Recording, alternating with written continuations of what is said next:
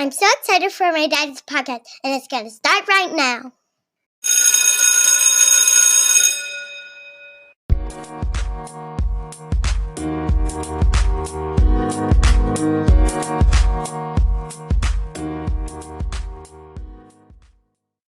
Welcome back to the Lessons for Success show. I'm your host, Adam Wardlaw, a middle school science teacher and a high school football coach here in the great state of South Carolina.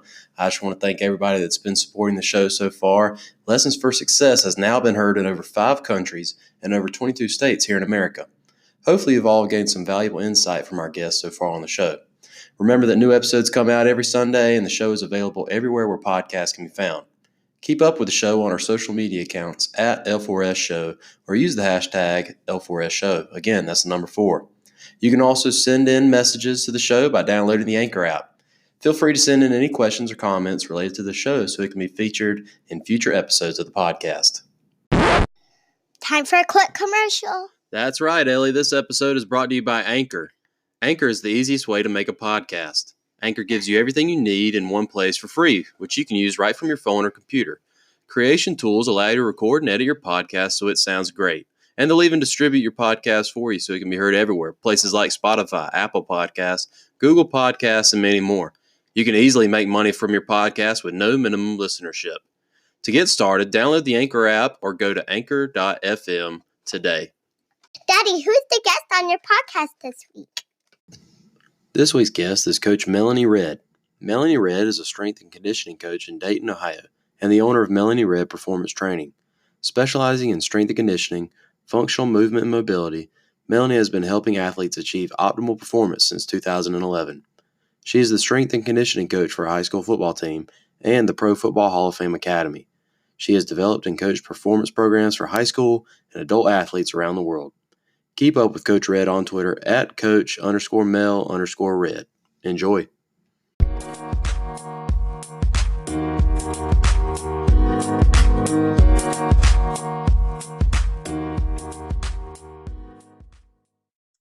Hi, I'm Melanie Redd, a strength and conditioning coach in Dayton, Ohio for high school football and wrestling. Specializing in functional movement and corrective exercise for injury reduction programs. And I'm just happy to be here today and talk about whatever it is you want to talk about. Oh, Melody, I appreciate your time. Definitely the thing that I kind of want to start off with is, as a strength and conditioning coach, what are some of the biggest questions you get from parents and coaches about what they could be doing to help make their children or athletes more functional, more durable, things like that? Yeah. So from a parent perspective, actually the biggest question right now that I get from parents is, my son wants to gain weight. How many calories a day should he be eating? And so it's been a really common one, this year, especially. I don't know why there's an uptick, in that, but I do talk to it may be because I'm talking to my athletes a lot about, eating healthy food and the fact that they need to be fueling and, what that looks like for a teenager. We try to keep it as simple as possible. The field of nutrition can get really, really complicated, and there's so much diversity in, different approaches. So that's probably the big one. And then also parents along those lines, they want to know what particular protein supplement their kid should be eating or drinking. And and I think usually they're disappointed in my answer. I don't believe teenagers should be worried about calories. And, like one way or another. I just think that can just be another thing that they get a little too, obsessed over. They're growing. They do need fuel. They probably need more carbs, for instance, than, like the average adult. But that being said, I always just tell them to keep it really simple. Make sure they're getting meat, eggs, full fat dairy, as their protein sources, and lots of veggies. And, for parents who are like, well, we won't eat any veggies, I don't know what to do. It's like, there's literally 50,000, I think, vegetable species on the planet. So there's got to be something, that they like, and to just keep trying and, reintroducing and whatnot, and fruits and nuts. And we talk about what to eat, in the morning. If we have a lift in the morning, I always encourage our athletes to have like a yogurt, maybe, or some sort of like lean meat and eggs and fruit, just to give them enough fuel to get through that workout. We talk a lot right now about hydration. Mm-hmm. It's interesting to me, when it's 95 degrees, everyone's drinking water. Mm-hmm. When it's 85 degrees, everyone thinks they don't need to drink their water. And so we've actually been dealing, with my team, we've been dealing this week with some issues, cramping, that are normally not a problem on our team, because we train and hydrate to avoid that. But it's funny, because it's like they think, oh gosh, I got to drink my water, it's so hot out. And then it's not as hot. They don't realize they're still losing water through sweat, and they may not be sweating quite as much, but you're still sweating quite a bit. And we're in 2 days now. So they're constantly going. So those two have probably been the biggest ones. And then, parents and kids never want to hear that I always recommend that they get their protein from actual food source, like mm-hmm. meat, eggs, cheese. I don't make recommendations on specific products, but I tell parents, if they're gonna take some sort of supplement, you need to take a look at the ingredients, make sure it's not loaded with sugar, and make sure it's not loaded with a bunch of chemicals. And if it seems like it's got 100 ingredients and you have no idea what those are, then search for something with less than like 7 to 10 ingredients.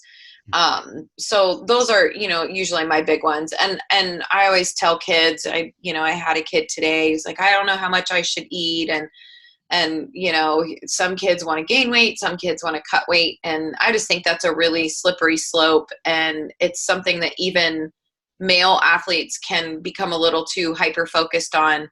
So I just tell kids, look, you need to hydrate, you need to eat, you need the fuel.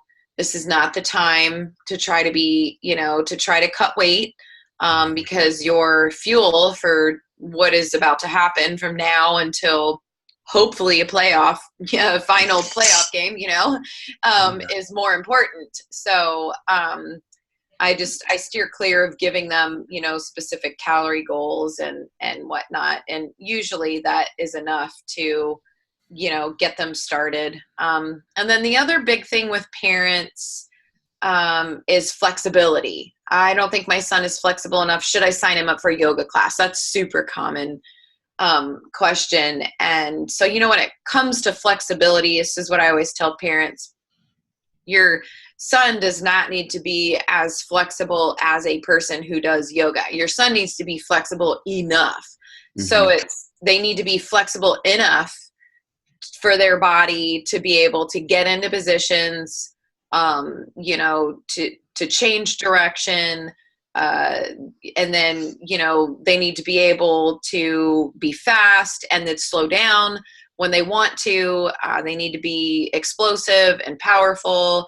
And yeah, flexibility is required in order to do these things. But in my world, when we're working on mobility and flexibility with our athletes, we are literally looking for maybe a millimeter of improvement.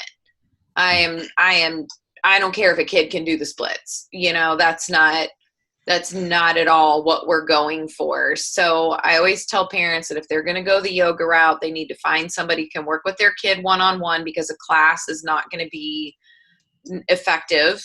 in most cases, unless that person teaching that yoga class is specifically teaching it for athletes or is familiar with working with athletes. Because some kids are just wound really tight, and it's okay. It doesn't always mean that they're more at risk of injury, and it doesn't always mean that by becoming more flexible, they're going to be, they're going to go from being a good athlete to a great athlete. I mean, it's really just about moving the needle in the direction of durability and performance, and just kind of trying to gain a little bit of an edge. But those are like the big ones. Well, I think it's funny you mentioned the nutrition and all these, kind of underlying things, because it kind of helps me transition to my next question. You mentioned before we started recording about you're kind of in this program writing phase. And, obviously depending on what sport maybe you're writing it up for, could be a little different. But what are some things you really value in terms of your programs that can, maximize these nutrition things and these other things that you're encouraging parents and coaches to do? Well, yeah, when it comes to programming, it depends on the sport, but it doesn't depend on the sport. So there are some, there are differences. For instance, in football, we want to put bulk on kids as much as we possibly can. I mean, they're getting in collisions, they're colliding with each other every day. Mm-hmm. So the bulkier you are, and that's all relative, right? Some kids are bulkier than others. We're trying to protect joints and bones and whatnot. And then along with that comes, this explosiveness and power. And so my programs are super basic. I don't want to say basic. They're very fundamental. Every program that I write is going to have a squat. It's going to have a hinge. So we're going to do knee dominant exercise. We're going to do hip dominant exercises. We're always going to do something explosive. And so if it's appropriate for, that team or that athlete to do hang clean, then we're going to do hang cleans.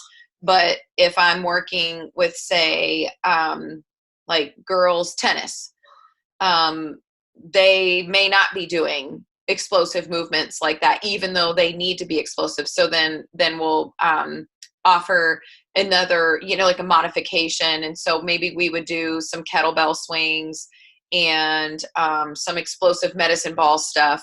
And so there's always something in there that is very central nervous system based and explosive based. The strength building is pretty much going to be low body, upper body, core. And that's, and it's not as fancy as, you would think. And then when it comes to any conditioning and plyometric training, I focus heavily on the landing and make sure that kids can stop safely, change direction safely. And so the programming is very much geared towards that, to protect the knee and to improve coordination and skill. So it can vary from sport to sport. There's always going to be those things that pretty much every sport is doing, with a couple of exceptions. I don't know if that answered your question or not.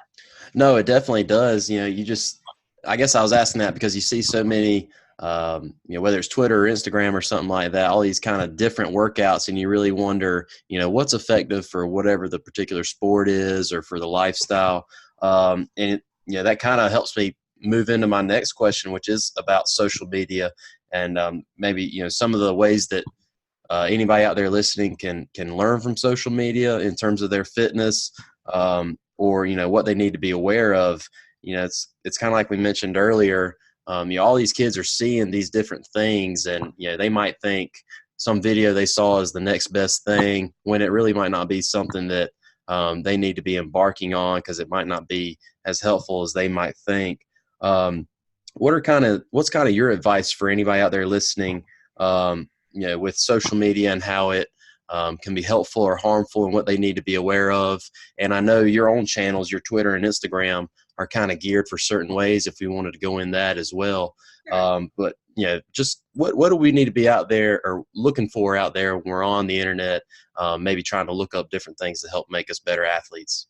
Well, from an athlete perspective, I think they should get off of Twitter and Instagram, honestly. Not completely, but I think they should spend less time there. If they're going to spend time there and they are actually looking for, information or ideas or inspiration in terms of their sport or their training, then I think the first thing that they could do is to probably never watch or share a power clean video, because most of the ones that are shared are the really bad technique videos. And so, I'm kind of torn on whether or not bad technique should be shared. Of course, the first guy who shares it is usually the one who shot the video and thinks it's great, or girl. And then, what happens is it spirals out of control and everyone's sharing it and we're all picking it apart. And I've done it too, in terms of participating in the commentary on that stuff. But, I think it would be better if we didn't obsess so much on what things are not supposed to look like and focused more, as an industry and a consumer on what something is supposed to look like, whether it's a squat or a power clean or a bench press or a kettlebell swing or whatever, whatever the movement is. I think it's really hard for teenage athletes to decipher unless they've been involved in a program that is, fundamentally sound, where technique is coached incessantly, which is how my program works. My kids could see a bad power clean and they would know it, but that's not my situation. Where I work is not the norm. It's not typical to have a full-time strength and conditioning coach, at the high school level. Right. So I think, for kids to be aware that what they're seeing may or may not be right, that they're not the experts. From a coaching perspective, I think a lot of coaches are on Twitter right now just trying to pick up something that can help them do better. And so from that perspective, I think I really love what I'm seeing on Twitter right now. And you've got, coaches sharing information and helping each other. And I use my Twitter in that way to connect with different strength coaches and coaches from various sports, just to, have conversations and to start discussions that we really need to have in order to move the needle, especially in middle school and high school sports. From a strength and conditioning perspective, I believe, and this is my mission, right now in the programs that I'm building and for teams, just, like privately and then one-on-one private work. And then also with my work that I do with the Pro Football Hall of Fame Academy is, high school students especially deserve high quality strength and conditioning programs from credentialed people. And they deserve for that to not be of cost. The schools should be paying for that. That's my opinion. I think parents spend so much money on their children that to have to pay for performance training is not something that they should have to pay for. They should be able to send their kid to school wherever they go, and they should be able to sign up for whatever sport or sports they want to sign up for and know that that kid is going to get the best training possible. So we are a very long way off from that in this country, but that is really, that's what I want. That's what I'm working on. And that's my mission. right now is to try to figure out how can we make this happen. It's a little hypocritical because I have private clients, but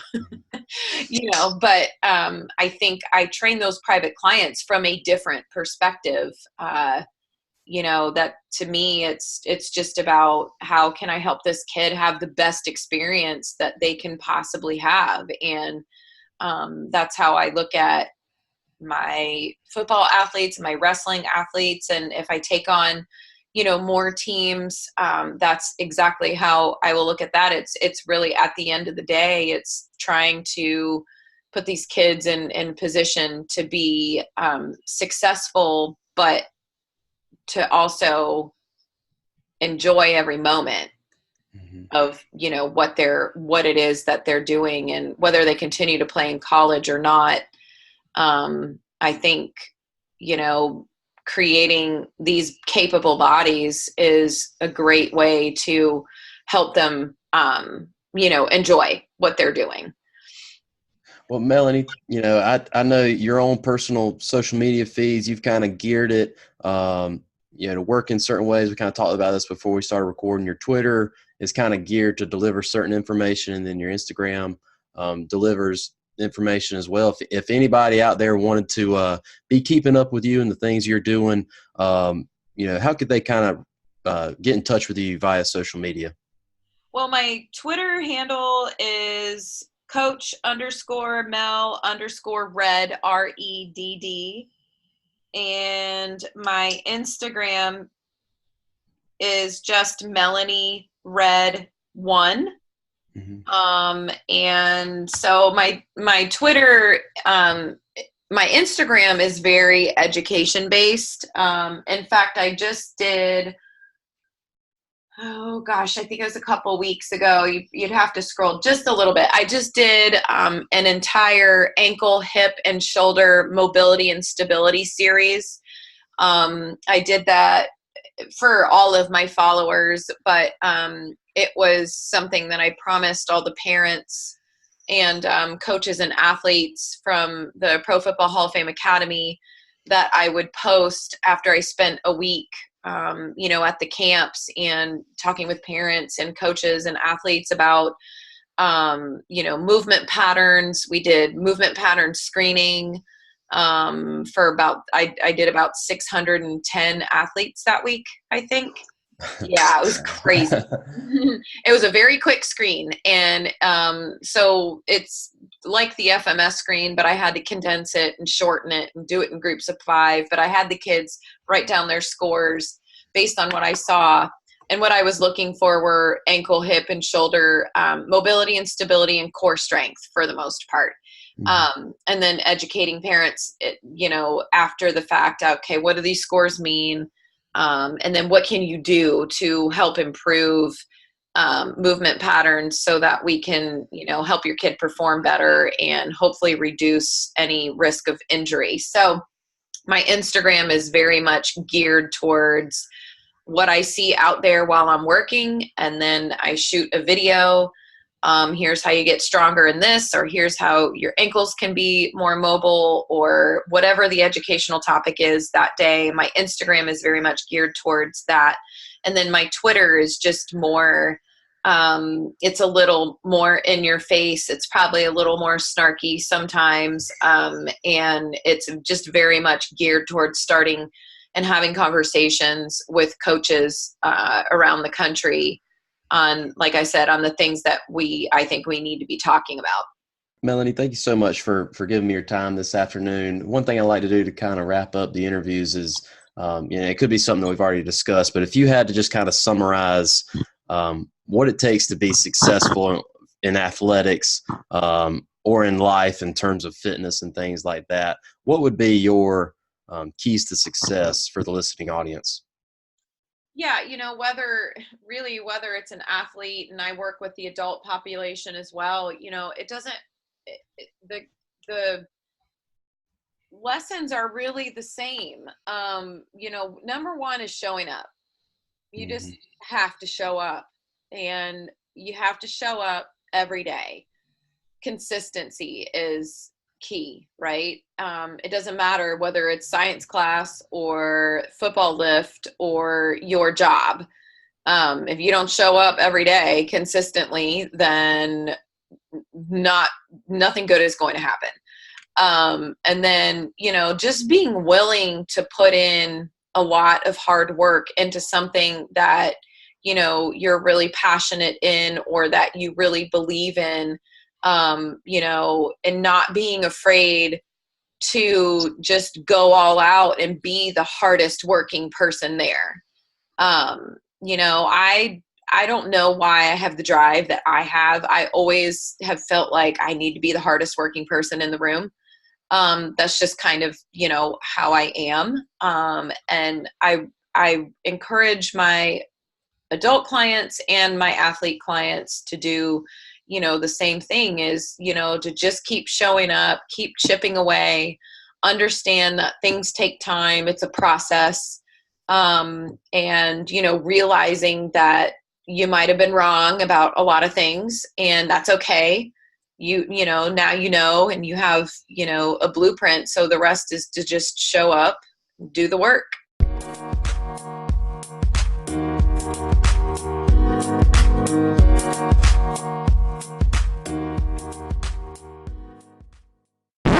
Daddy, I'm learning so much from this podcast.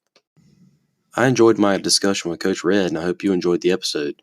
My goal with this episode was to provide some more practical advice for the listeners out there who are looking to become healthier or more functional athletes, as well as the parents and coaches who are looking to mold young people to become healthier. Be sure to keep up with Coach Redd on her social media accounts, where she does a great job of providing practical tips and advice for anyone looking to become healthier or a more functional athlete.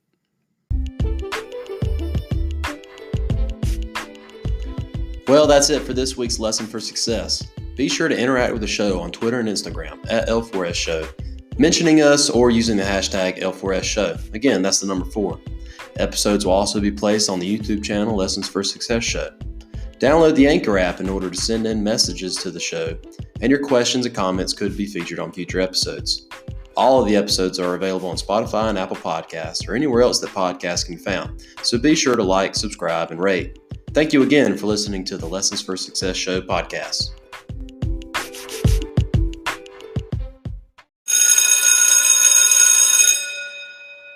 That's the end of our show. Thank you for listening.